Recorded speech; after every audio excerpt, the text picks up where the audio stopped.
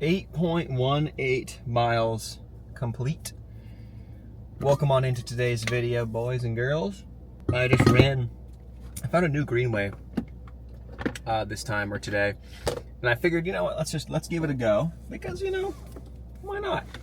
So I ripped a new greenway. I couldn't find it, to be honest, initially. So what I did was I ran around this park, which conveniently has like a 1.25 mile loop.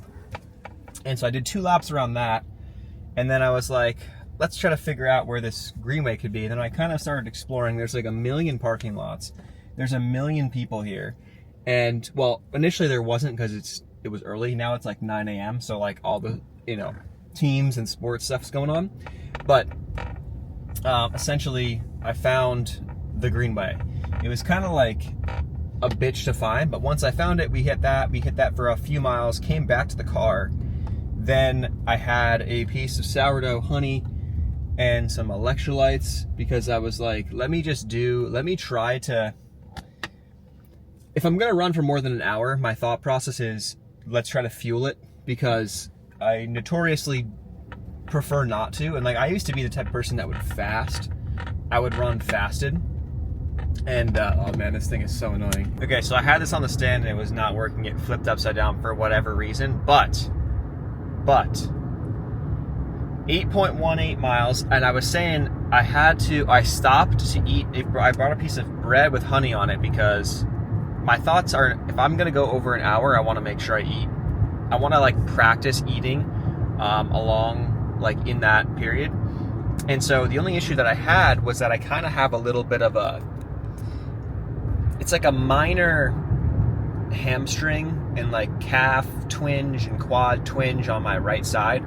I don't know how bad it actually is, to be honest, but I did go to my doctor, my like chiropractor, but he's more than a chiropractor, and he was going through doing some like fascial releases and stuff, and he was saying that I have really like tight fascia, I guess, in my lower legs, which is causing a lot of my ankle immobility, which, funny enough, once we did that, like, I felt like notably like I had more mobility in the ankle, which I'm gonna really keep working on that, hammer into like just digging into my fascia, as they say, on my legs, and see how that goes, because I think that's gonna help.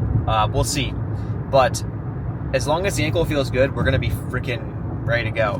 Hamstring, I don't know. I think I must have strained it in the gym. I think I have no idea, to be honest with you, because I can't think of a place where I possibly strained it. And I was just doing some light hamstring curls the other day, and as I was doing them, I'm like, I kind of felt it on the peak contraction of the hamstring curl, and so I'm like, it had to have come from this, I suspect, but I don't know. So I'm going to keep it light on that, and then I probably won't run. It's Saturday. I probably won't run till Tuesday. So we'll give it a good amount of days to recover, and we'll be good from there. We'll probably go for walks and hikes and stuff. That's the plan. But the thought process today was just get out there, get over an hour, try to practice a little bit of eating while kind of mid-run. So I kind of ran for like almost 5 miles, and then I stopped, pissed, ate, drank a little bit, and then went back to do the second half pretty much. And it felt good. I felt great. I kept it in zone 2, I'm pretty sure, like the entire time. There were some minor hills. Maybe I got it up a little bit above zone 2 briefly on some hills, but other than that, once I got on the greenway, I'm just kind of keeping it nice and easy. And so my thought process really with this training is I'm gonna be running. When I run, my plan is to try to build my mileage up nice and slow on the runs, till I get to like maybe 1.5 to 2 hour runs on like the weekends, or maybe during the weeks I'll keep it lower, just because I got stuff to do during, like, you know, on a Monday, on whatever, on a weekday.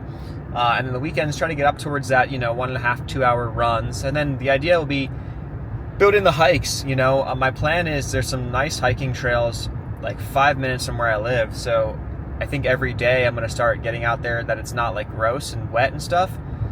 Even when it is, it's not a bad idea to go out there, but get out there and do some hiking in the morning. Wake up early, because now the sun's coming up at like 6 something, or like 7 o'clock maybe it rises, but like it's getting light out before 7, so it's great. You can get out, get a nice hour in before 8 a.m. and you know, then you have your whole day from 8 on, you know, after that. So the thought process is, if I can just stack, and then maybe I'll throw in a weighted vest, I don't know, well, fuck, whatever, why not, we'll figure it out. Stack 3 miles of hiking every single day. Like do that 3 miles an hour kind of pace. Maybe faster, whatever. But like just get on average 3 miles of hiking every single morning, pretty much, or like 5 days a week. Like that would be awesome. Like the accumulation of that over the course of a year, is going to be awesome.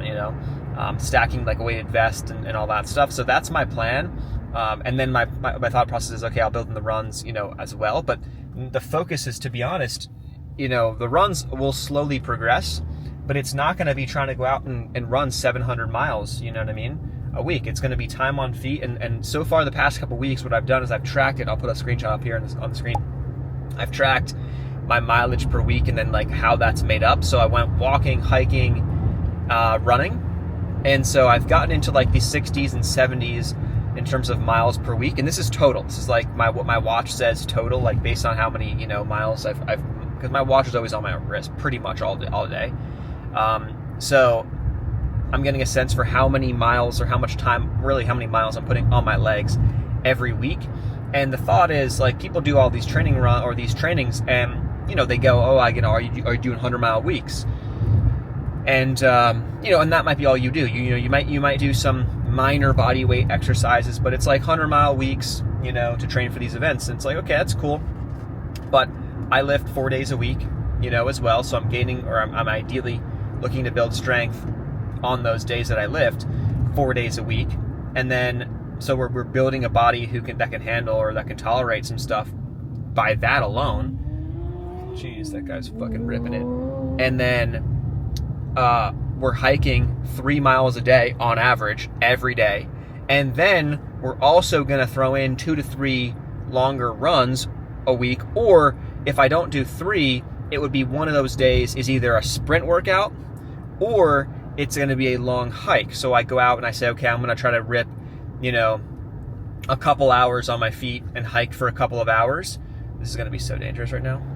Oh my God, there's like 30 bikers and I'm like passing them on a turn. Oh my God. Okay, we're good. So that's the idea. So we're gonna just slowly accumulate. But my plan or my thoughts to avoid. In the past, when I ramped my volume up when I first started running, I got hurt or I had some knee issues and stuff. The plan is like, well, we're gonna put a lot of that volume is gonna be low impact. A lot of that volume is gonna be hiking. A lot of that's gonna be walking. It's not gonna be a ton of pounding pavement miles. And then even when it is, like, we're also going to slowly increase that because I am in no rush at all. And I honestly don't like to just go out and run for 17 hours on a, boring place. I would much prefer going out, throwing on a pack and saying, hey, I got this 14-mile loop. Let's go hike the hills, run the downs, and just, have some fun out there. No pressure, just kind of go at whatever pace you want to go. But we're just going to accumulate all these miles on feet. So that's the idea. But what I was talking about in the last video briefly at the end, which I thought was super, super cool, and I'm going to be curious how this builds over time, because with the whole thing with, building this mileage up and building this base of endurance, you're going to get faster and stuff, so you're going to be able to kind of see. Now, I'm not the type of guy, I am not the guy who's going to try to be running, 6-minute miles. Nope, not me. I did a mile test maybe a few months ago, maybe over the winter, maybe December, where I ran, an all-out mile without ever running fast, never running fast. I only run slow. At that point, I really only run slow. And I ran a 6-minute mile. I was dying by the end, so I ran a 6-minute mile, roughly. And I think it was maybe 6:02 or 6:03. So my thoughts, eventually, I'll try to push that and maybe try to see where I can get maybe 5:30s or lower 5s. I think it's possible to do. As I'm practicing or as I get faster, but that's not my type of thing. I'm not that guy. I don't care to be that guy. I much prefer, and especially for what I'm looking to do, I much prefer to be the guy who's going to grind it out, who's not going to give up, who's going to keep putting one foot in front of the other, 200, miles into a freaking 250-mile race, or, at mile 80 or at mile, whatever of 100, or, I want to be able to do that and feel good about it. And be able to climb those hills, climb the mountains, do the cool, get to those places that, where people are struggling because they run fast on roads or they run fast on, flat trails. It's like, well, I don't care to run fast. I want to be able to grind that hike out, pound my ass to the top, and then be able to get to the top and be like, that was it. That's the type of body and strength and endurance that I'm trying to build. So it's different than maybe kind of like your average or the way you would think about someone who runs. It's a bit different. It's not like that. But that's what I want to do. So that's the plan, especially with lifting and stuff. So we'll see how it goes. But I didn't really touch too much on this one last video, but just, in a year, I was training for this race, Cruel Jewel, and it was a 60 or 57 mile race in the mountains, North Georgia. And I was like, okay, I build my runs up, and I would start running, 5-6 miles, on a Monday or a Tuesday. And then I would go to the gym sometimes, and I'd run the treadmill to keep it consistent, to kind of like know how my cardio is doing. And I would get to like, okay, I could run this at a 10-10 pace or a 10-20 pace and keep myself in the low zone 2 or mid zone 2 heart rate. And I was like, okay, that's pretty good. It's not bad.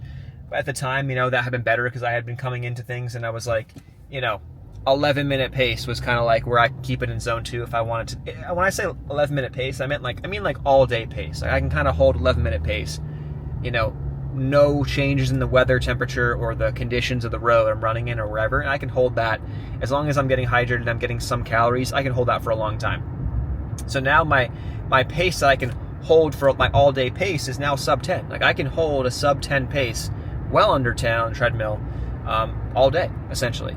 So that's kind of cool. And but that's just building this over time, and I would suspect that in the next 6 to 10 months, especially with the summer right now, we're getting into summer where it's so hot. I would suspect that we'll be getting to that all-day pace. We'll get that all-day pace sub 9 minutes here by the end of the year, easily.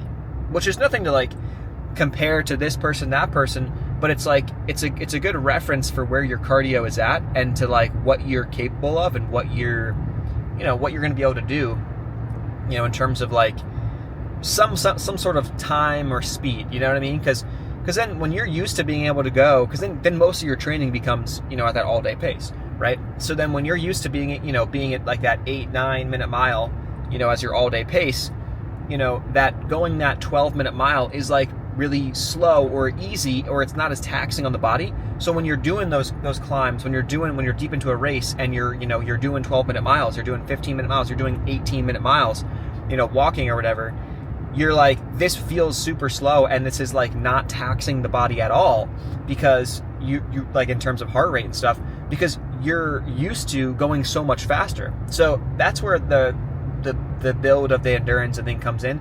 The other piece to that too is that it's such a, as I realize, endurance is such a, I think it's like you're in your prime. If you're taking care of your body in your 30s and 40s, that's like a prime time for this, because it takes a long time to build, and you're going to build that base. Like I guarantee if I keep running throughout the rest of my life, or the next 10 years, when I'm 35, as long as I'm healthy and I'm eating the same way, and I'm taking care of my body, and I'm lifting, and I'm like making sure everything is good, dude, we'll be like, who knows what my all-day easy pace will be. Like I'll go out for a run, and it's like, dude, this is not a problem, not taxing me at 7-minute miles for all I know, or maybe 8-minute miles, I don't know.